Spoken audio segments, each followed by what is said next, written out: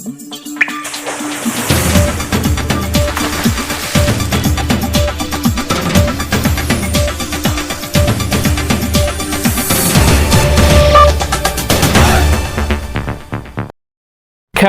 খলক স্বেচ্ছাসেবক সংগঠন ইসিবপুর জোন এর আলোচনা সভা অনুষ্ঠিত। Senior staff reporter Ali Sheikh এর প্রতিবেদনে বিস্তারিত। রাজৈরের ইসিবপুর কুঞ্জ লতা ফুড পার্কে খ্যাদমতে খলক স্বেচ্ছাসেবক সংগঠন ইসিবপুর জোন এর আলোচনা সভা অনুষ্ঠিত হয়। সংগঠনের প্রধান উপদেষ্টা সেলিম আজাদের সভাপতিত্বে ও উপদেষ্টা স্বপন মিয়ার সঞ্চালনায় পবিত্র কোরআন তেলাওয়াতের মাধ্যমে 2024-25 সালের আয় ব্যয়, আগামী কর্ম পরিকল্পনা এবং উন্নয়ন নিয়ে এক বিশেষ সদস্য সভা অনুষ্ঠিত হয়েছে।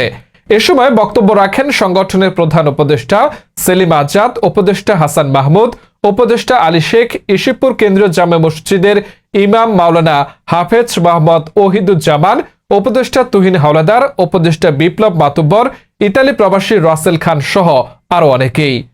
সভার আলোচনায় সংগঠনের বিগত বছরের আয় ব্যয়ের হিসাব পেশ করা হয় এবং এই বছরের কর্ম পরিকল্পনা নিয়ে মতবিনিময় করা হয়। এছাড়া সংগঠনের উন্নয়ন এবং কার্যক্রম আরো গতিশীল করার বিভিন্ন দিক নিয়ে আলোচনা করা হয়। এর আগে আমাদের রক্তের গ্রুপ ছিল, কিন্তু মোটামুটি চলমান, কিন্তু পুরোপুরি চলমান না। আর এক্ষেত্রে যদি আমরা এখানে রক্তের গ্রুপ টেস্ট করার ব্যবস্থা করি, এটা তো ব্যয়বহুল। সেক্ষেত্রে আমাদের যেহেতু নতুন সংগঠন, এই ব্যয়বহুলটা এখন এখানে যদি কেউ রক্তের গ্রুপ না জানা হয়, যে আমি জানি না, এরকম কেউ থাকলে 10 জন লোক মোটামুটি এই রক্ত কে করবে, যে দেখা যায় ধূমপান বাজে কিছু না করে, রক্তটা তো সবাই দিতে পারবে না।